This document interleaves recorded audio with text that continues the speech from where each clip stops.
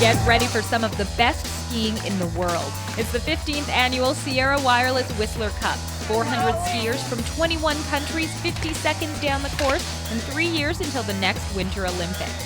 Stay with us for the next 30 minutes as we profile the best young Canadian skiers as they compete with champions from Austria, Italy, the US, and more for the 2007 Whistler Cup.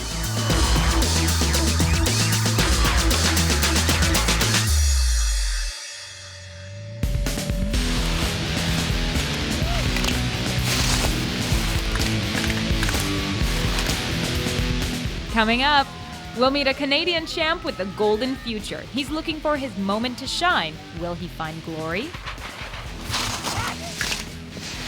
Team Austria, they're focused, they're well coached, and they're here to win. Learn their secret to success at the Whistler Cup. She's excelled on the world stage and is now ranked 7th in the world. Find out how this national team member and hometown hero is giving back to an event that helped prepare her for international success. It's all coming up in the next 30 minutes.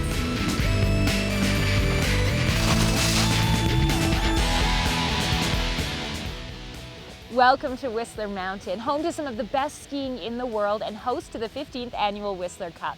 I'm Johanna Ward, ready to share in some fun, some friendships, and some serious rivalry as we pack 3 days of world-class competition into just 30 minutes. And you thought the Super G was fast.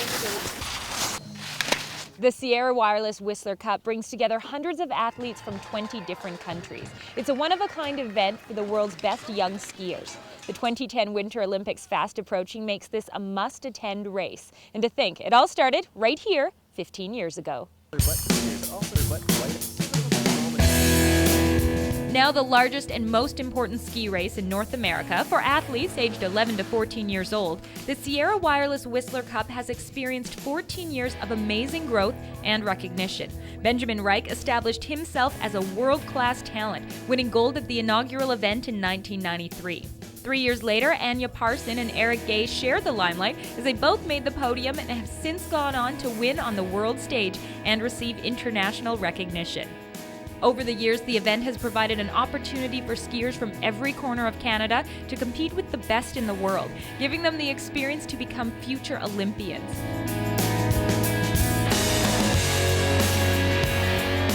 By the time the Olympic Games arrive in Vancouver Whistler, the Alpine Canada Ski Association wants this country to be the top ski nation. Last year, the Austrian team showed their dominance in the sport with the overall top nation and the Whistler Cup. This year, the Canadians will be looking to take the top spot and step towards top ski nation for the next Winter Olympics.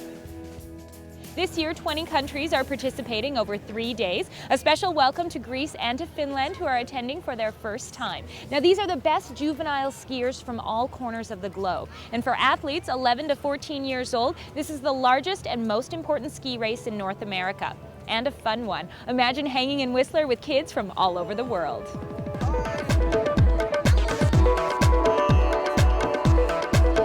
This 4-day event is organized by the Whistler Mountain Ski Club and is sanctioned by the International Ski Federation. As racers begin to arrive from around the world, you can see the excitement on their faces.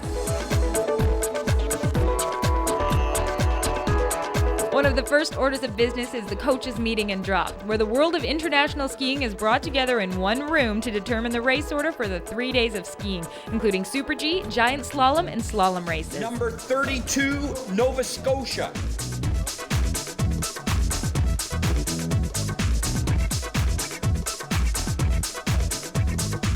Next, it's time for the welcome party and team pictures, as teammates get to smile for the camera and catch up with old friends and make new friends during the dinner.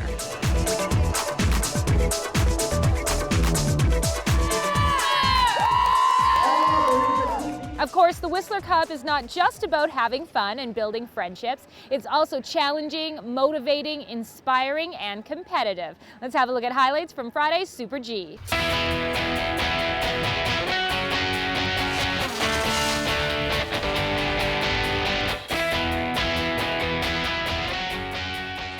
Excitement was in the air. World-class skiers with smiling faces and a mountain of pressure took their place in line for the gondola ride to the top of Whistler.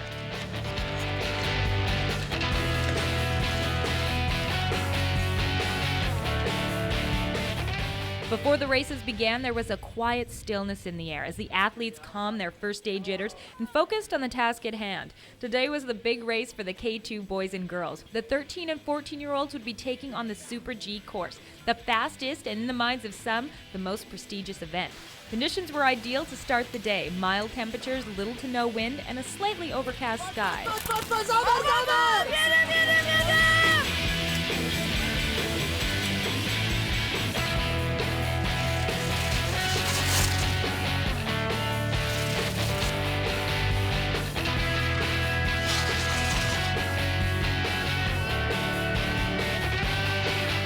The women lead the way down the Super G course. Austrian Miriam Puchner finished in first place with a time of 1:09.35.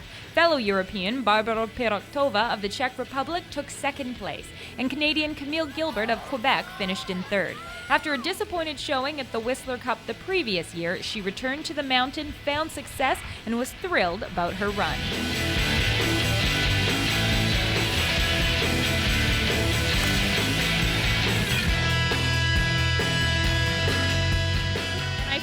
Great about it because I really skied for me, and it was really like an awesome feeling. I really liked it. I'm proud. Next, it was time for the boys, the best 13 and 14-year-old skiers in the world. Soon, Richard Long would be at the starting gate, and as a former K1 champion, he would carry the weight of Team Canada on his back.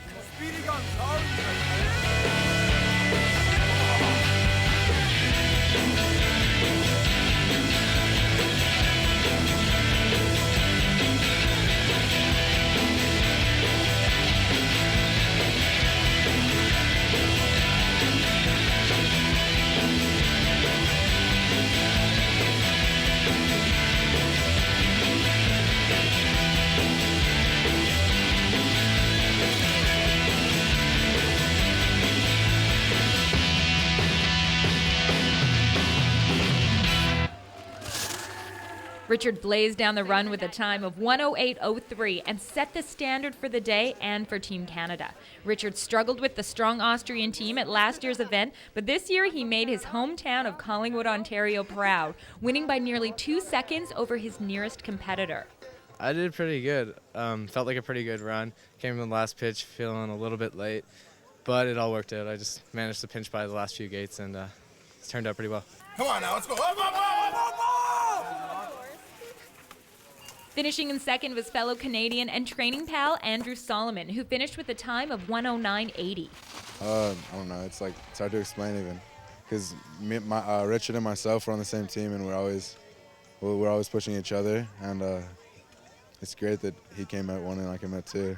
Rounding out Team Canada's first ever podium sweep with a strong run by Tyler McKenzie of Kamloops, who finished with a time of 1:09.81. It was a strong opening day for the team, earning a total of 4 podium finishes and 1 fourth-place finish. 2 more days of skiing lays ahead, along with a shot at winning the Whistler Cup. Absolutely a great beginning for the Canada team in the Whistler Cup Sierra Wireless 2007 with this podium.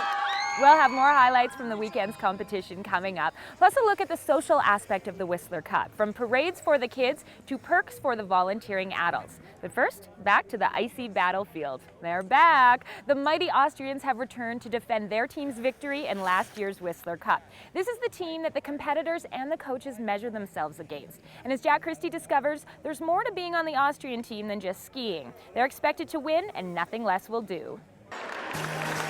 Let's hear it for Austria. Great results today. As usual, the team to beat at this year's Whistler Cup hails from Austria, the powerhouse of European ski excellence. Although small in number, the 3 girls and 3 boys represent the talent-rich mountain nation's best K2 racers. Journeying to Whistler is the ultimate reward for this 6-pack. They've flown here to top off the 2006-2007 winter racing season by defending Team Austria's victory at last year's Whistler Cup. Skiing is the national sport of Austria, and therefore we get always kids who like to ski and want to go on with skiing and want to ski in the World Cup. On opening day, Team Austria kicks things off in typical style. Miriam Pushner wins the girls' Super G and proudly waves the Austrian flag from the top of the podium. Okay, so we understand the Austrian threat, but what about skiers closer to home? Later on, we'll introduce you to the Cyprus Ski Club, find out what it took for them to get involved in this world-class competition. But first, a shout out to all 20 nations participating in the 15th annual Whistler Cup.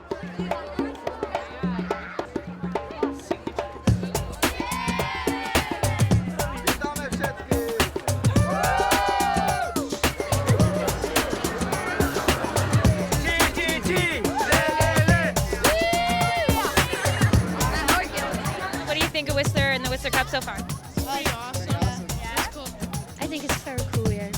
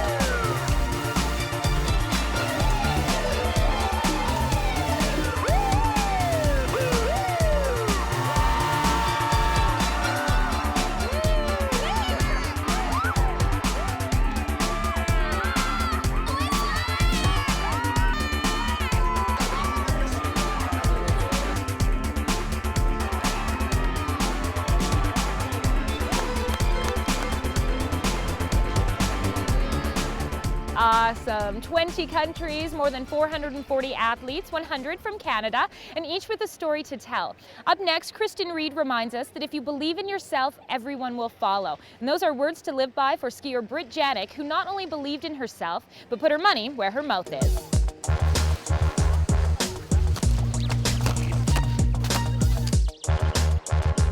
Just a year ago, downhill skier Britt Janik was pondering her future. She was dropped from the Canadian national team for poor results and had to decide if she was willing to pay out of her own pocket to keep her dream alive. I took the time, I really sat back and considered my options. You know, is this it for me? Do I want to move on and do something else? And in my gut, I knew I didn't want to do anything but ski race. I wasn't finished yet. It was only really her who really believed in herself. I was for sure questioning it, but she showed a lot of character and a lot of determination to put the money on the line and go out like she did this year.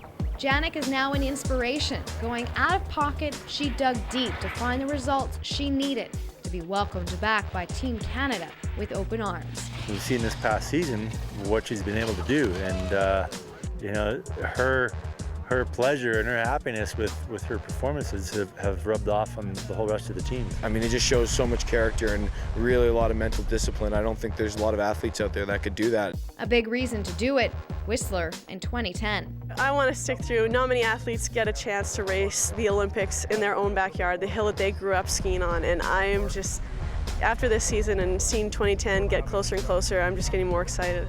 And so is the rest of Canada to see her race. Another athlete that understands the importance of believing in yourself and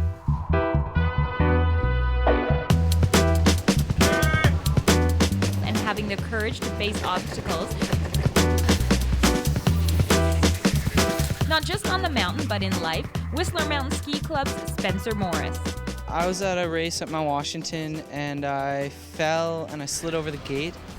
And I got 62 stitches in my back and I fractured my L5.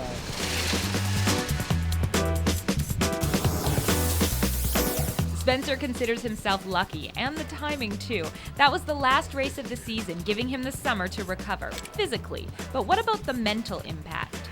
For Spencer, I tried to really work on positive thinking, you know, building the confidence, especially on the skis, because he was a little tentative because he was always thinking about that injury. But now that he's getting better and better and better, I think he's over it. So it was it's tough to go through the first few months of recovery and the first few races, but after that, just forgot about it and kept going.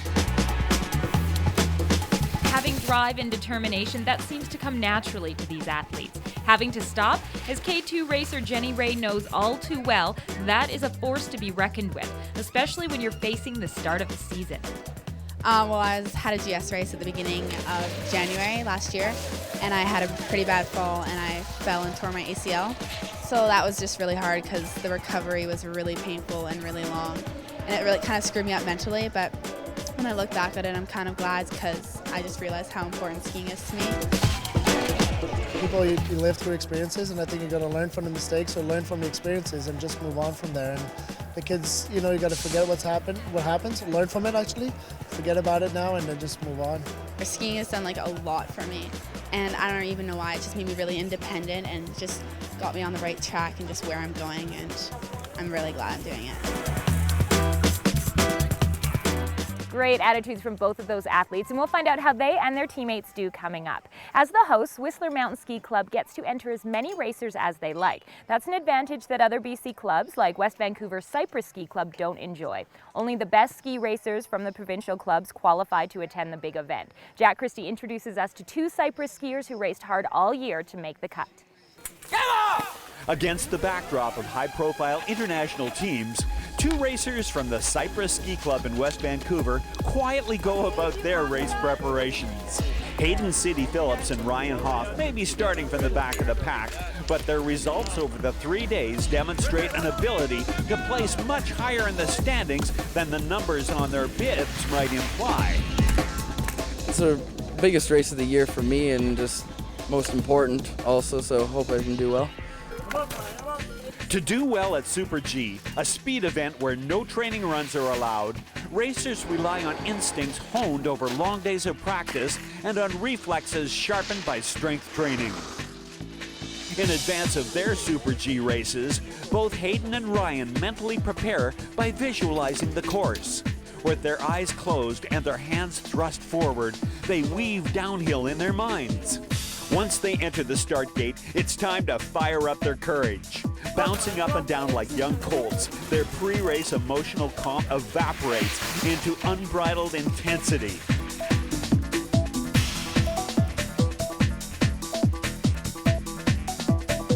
Race results are coming up. Who are you rooting for? There's so much support here. Many families from all over the world use this as an opportunity for travel. And why not? Of course, many families are proud to call Whistler home. You know what they say, there's nothing like home hill advantage. As we find out from Kristen Reed, this year's male and female provincial champs hail from Whistler, BC, and are racing in their own backyard for gold.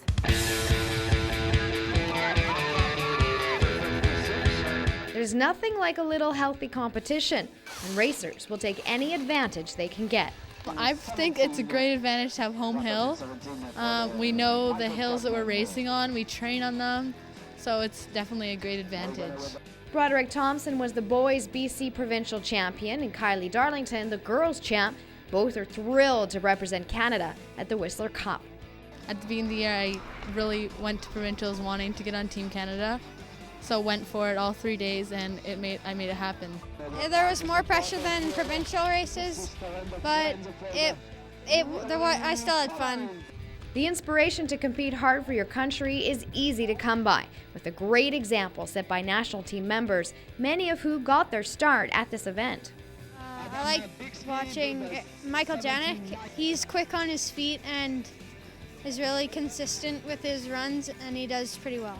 I think experience is the key. It's not so much the good results. I never had the best results at Whistler Cup, but I think it's that experience and getting to see what's out there at such a young age, knowing if that's what you want to do for the rest of your life and knowing how much work you're going to have to put into it.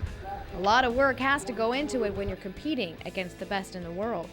It's definitely overwhelming, but knew that I had to step it up today, and it's not going to be easy to do well, so you just have to go for it. And go for it they will, making their home hill proud.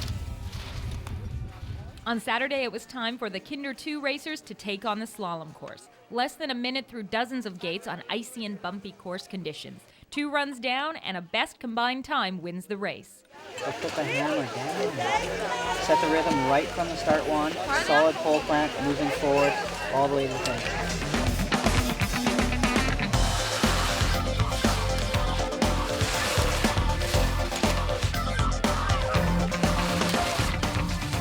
Austrian women were on fire, taking all 3 podium spots. Valentina Fankhauser finished in gold medal position with a combined time of 1:31.39. Andrea Pomberger finished in second with a time of 1:31.43, and Miriam Pupner wrapped up the sweep with a time of 1:31.53. Smiles all around for the Austrian team. Yeah, very good. It's very great to be here and to win this race. It's good. So 3 of you on the podium, 1, 2, 3. What's that like for Austria? That's very good for Austria.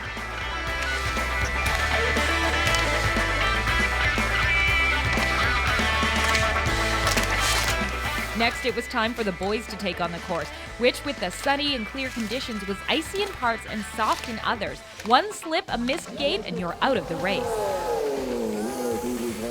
On the K2 boys side of the slalom, it was a North American sweep. Canadian Richard Long continued his dominating weekend with a combined time of 1:24.48. The Americans sent 2 to the podium, with Kiefer Christensen finishing in second with a time of 1:25.29, and Taylor Shiffrin won the bronze with a time of 1:27.44. It was another shining moment for the Canadian star. One more round of applause at K2 Slalom Men Champions in the Sierra Wireless Whistler Cup. I did pretty well. I felt pretty good. Going down the second course was a little rougher, but ended up being a good run, so I'm pretty happy. As you can imagine, it takes a lot of behind-the-scenes support to make the Whistler Cup a success year after year. Hundreds of helping hands are needed for everything from team registration to course preparation. Typically, the parents are the first to pitch in, and as Jack Christie tells us, the magic of the Whistler Cup entices volunteers back years after their kids have outgrown the event. One of the most astonishing aspects of the Whistler Cup is that the race is organized as a volunteer event and staffed primarily by members of the Whistler Mountain Ski Club. With almost 400 racers entered in the 3-day contest, it takes an equal number of volunteers to pull off the races. Some volunteers, like Jane Finlayson, began organizing the Cup when it first started 15 years ago. Her story is typical. Parents get involved when their children are racing and remain committed long after their kids have moved on. Whistler Cup is a total representation of the community here because we are such wonderful volunteers and givers. It's the most amazing community I've ever lived in, and I'm very happy to call it home. As with any event associated with children achieving their dreams, the satisfaction that comes from a job well done is immeasurably sweet. It certainly takes a special type of person to volunteer their time, a generosity of spirit, and in this case, a love for the sport. So what does it take to be a downhill racer? Guts, determination, and in this next story, maybe a little bit of crazy. As Kristen Reed tells us, Madison McLeish's craziness runs in her blood. From father, Robin McLeish.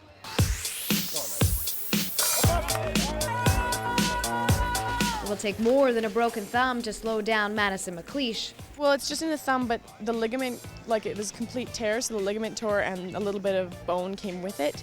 Racing despite the injury, that's the little bit of crazy Madison gets from dad Robin McLeish, who raced and won in the late 1970s with the Crazy Canucks. It's amazing to see what's happening, and you know, it's taken a focus and from development all the way to the national team and finding the funding and finding the right people, and we're doing it. He's always there getting me all pumped up and everything, and I definitely get my competitiveness from him. I've actually never seen him race. But she didn't have to. Maddie has learned enough from her dad to propel her to gold at nationals, and despite the pink cast, a strong showing at the Whistler Cup. It was hard because I was nervous about falling again, I was nervous about hitting it, I was nervous that it was going to hurt, all this stuff, but I just said that's not going to stop me from at least trying. At a very young age, she could carve a ski at 6 years of age that was, you know, you could see the kid could ski. And then it's, you know, you have to see whether their mind takes to, you know, being an athlete and competitive, and if they have that fire inside. And she's proven once again that she's got all the pieces that it takes to be a fighter and come back and do it again. And Robin McLeish will always beam with pride watching his daughter race, perhaps all the way to 2010.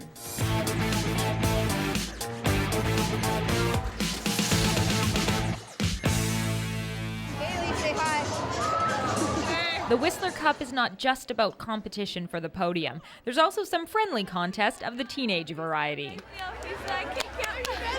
Any cute guys from any of the other countries? Yes. Yes. Okay, which country's the cutest? Holland. To be fair, this was not a formal poll, although answers suggest that the boys are more patriotic. What country are the hottest girls from? Canada. Straight up. Ontario, actually. In any country and in any case, the Whistler Cup offers an experience like no other. You really get to meet a lot of people and what their culture is about and get to know them and stuff. Oh, it's sick. It's a great experience. Yeah. Really good. A 3-day event with lasting impact. Yeah, we met 2 years ago and then we just kept talking and waited till now to see each other. And then any rivalry between the two of you when you're on the course?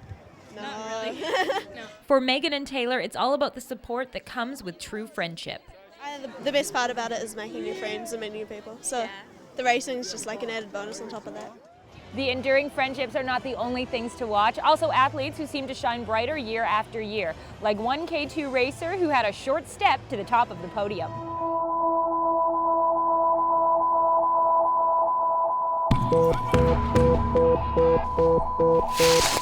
Richard Long was out to continue his dominating performance, but would his podium position be first, second, or third in Sunday's giant slalom races? Weather conditions on Sunday turned from good to bad as the clouds rolled in and visibility was limited. After a lengthy wait with hopes that the clouds would rise, the race went on. Despite the weather, Team Canada enjoyed another successful day with 7 Canadian athletes grabbing top 10 finishes. None bigger than another great run by Richard Long. His time was good, but would it be enough as American Kiefer Christensen and Austrian Christian Fenninger were gunning for the gold? In the end, it was the American who would finish in first with a time of 54:33. Richard Long would finish less than 0.4 of a second behind with a time of 54:94, taking the silver medal, and it was Austria in third with a time of 55:45. An astounding weekend for Richard Long. 2 gold and 1 silver medal, and a future just as bright as his smile. Pretty good. It was a good week. Lots of fun. And it's my last year, so it was a good way to end. Would it be enough for Team Canada to win the Whistler Cup? First, on the K2 women's side, it was a European sweep, with Slovenia's Ulla Hafner taking the gold medal. Let's have a great big round of applause for K2 GS Women, the champions. Next, it was time for the top Canadian awards. The Nancy Green Award winners for the best overall Canadian female skiers went to Kaylee Darlington in the K1s and Camille Gilbert in the K2s. The Dave Murray Award winners for Best Overall Canadian Male Skiers went to Broderick Thompson in the K1 division and, of course, Richard Long in the K2. In the K1 category, it was Team Italy winning the Top Nations Cup, amazingly with only 3 skiers in their category. Team Austria took the K2 Top Nations Cup, but who would win the top overall country and claim the 2007 Whistler Cup? The excitement had been building all day, all weekend. Would Canada win for the first time in 15 years of the event? Very close.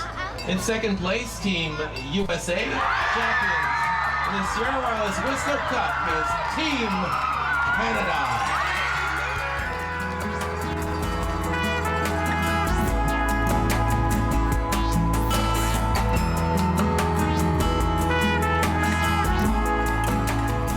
An amazing weekend ending in rousing success for Team Canada. The victory shared with Whistler and has now set the precedent for the goals of Alpine Canada, paving the way for triumph in 2010.